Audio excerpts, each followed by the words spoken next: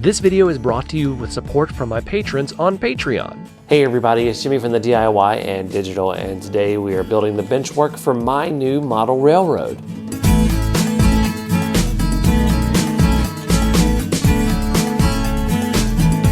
Welcome back everybody. First of all, yes, I still have the shiner if you want to hear the story of that. Now I got it from my 18-month-old son.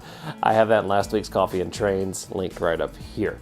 So today though, we are starting my brand new model railroad, the DDRR 3.0. It's going to be a door layout. It's something that I've never tackled before, building the door layout. And rather than talking about it, let's go ahead and take a look at the finished product and then get started with the build.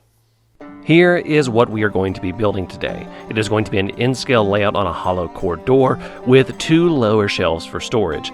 The top deck is also hinged so that it can be lifted up for easy work, and it's held up by an air piston that is typically used for doors. For the Benchwork, I will need three 30-inch by 80-inch hollow core doors, which I picked up used for $10 each, plus all of the lumber that is listed below. We're also going to need quite a bit of hardware to build this, and I will have a complete list right here as well as in the description below. I start by measuring my 1x4s for the legs. We're going to make the legs in an L girder benchwork style, so I need to start off by cutting the 1x4s and 1x3s. The legs are going to be 4 feet tall, so I cut the 8-foot sections in half, and I do the same thing for the 1x3s.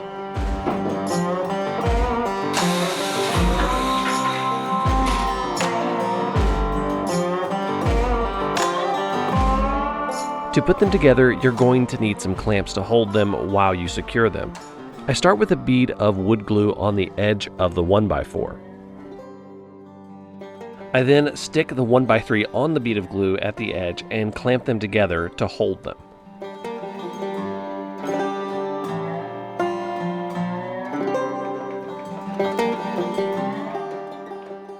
I use a finish nailer to secure them in place.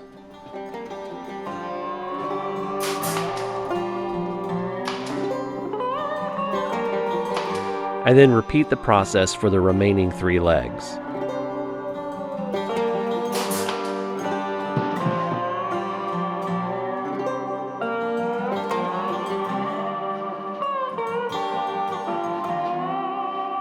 For the middle shelf of the door, I'm going to need a small wood cleat on each leg to hold it in place.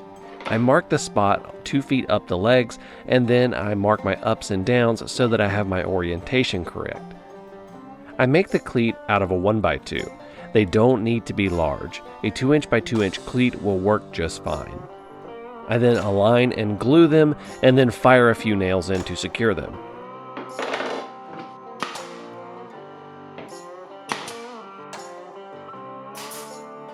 The legs are done.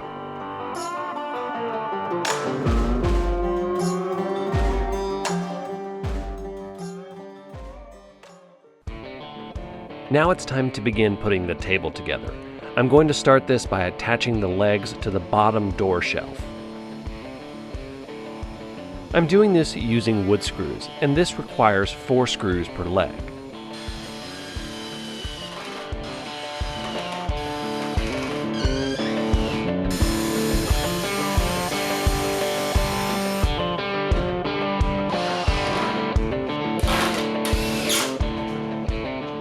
I then flip the table on its side and attach the wheels to the base using 4 screws per wheel.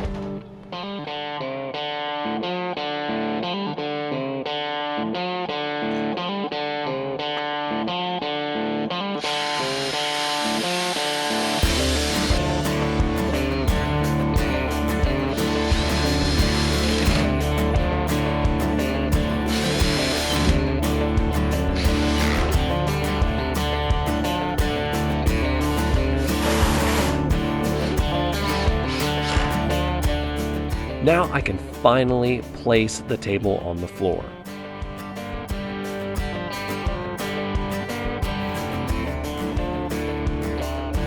Now it's time for the middle door.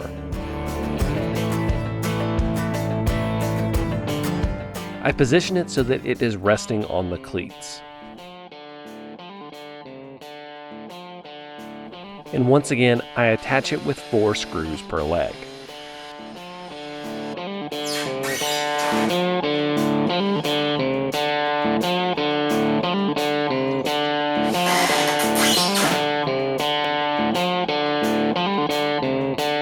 So I've got the bottom shelf and the middle shelf in, and now that I'm looking at it, this might be a smidge too high. These are 48-inch legs, and they've probably got another 2 inches total with the casters. So we're looking at about a 50-inch deck.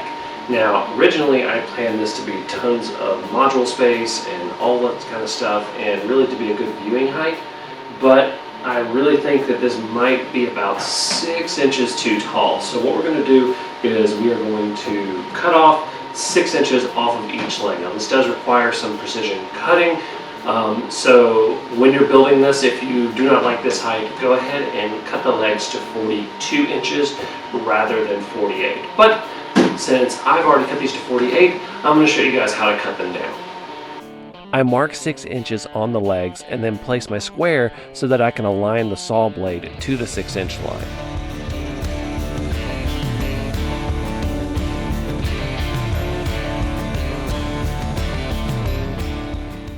I repeat this on the other side of the leg as well as on the other legs.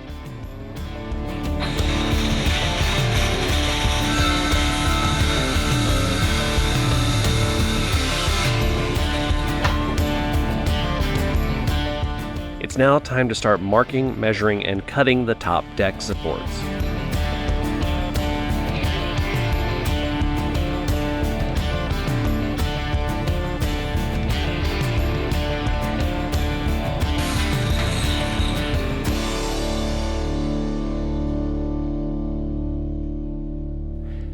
I use clamps to hold the horizontal supports temporarily to the legs while I attach them.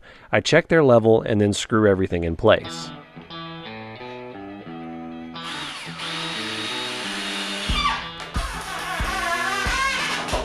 I repeat this on the other side as well. I do the same process for the end pieces, except now I'm using the 39-inch 1x4s.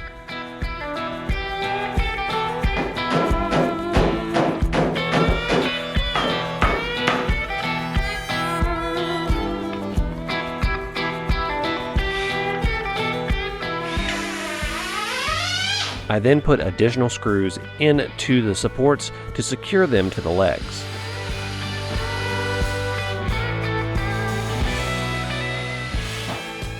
I then take the 6-foot 1x4 and attach it to the interior of what will be the hinged side of the top deck for additional support.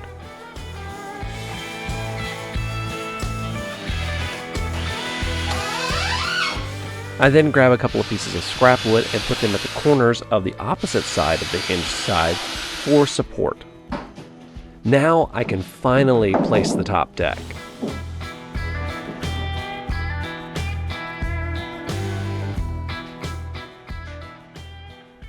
We will be using these hinges to attach the top deck to the frame. We first attach the hinges with 2 screws each.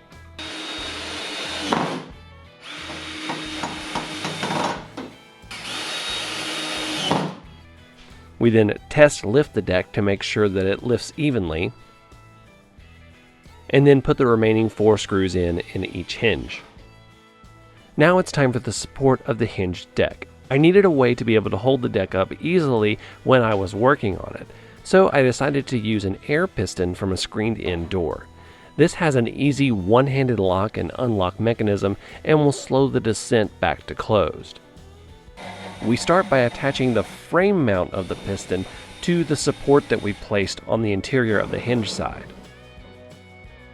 We then attach the piston itself using the pin provided. We then attach the other mount, which would typically be attached to the door in a normal installation. We use the piston itself to give us the proper distance and position.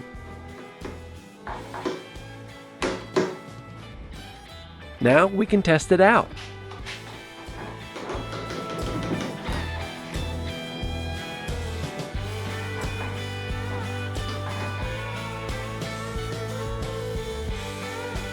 The last thing that we do is we mount some latches to secure the tabletop when it's not being lifted.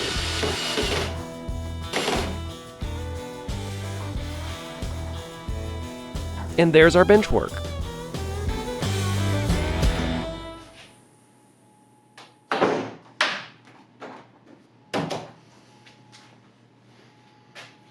And that's the benchwork for the layout. It's gonna be really great. I actually, when I designed it, I had the idea of potentially down the road, it's gonna be a peninsula of some kind in a larger railroad, but it's gonna be a whole lot of fun to do. We're gonna be going over the track plan, we're gonna be doing a virtual operation session, and then we're gonna start at the actual construction of it. So you'll definitely wanna stay around for that. We're gonna be building it throughout the year this year. So I hope you guys really enjoy that. Thank you guys so much for watching. I wanna say a big thank you to all of my patrons. They are listed right here. You can become a patron for as little as $1 a month. There's a lot of benefits, including if you're at the $5 a month level, you get a free model of the month that you can print and download yourself. You know I love my 3D printing.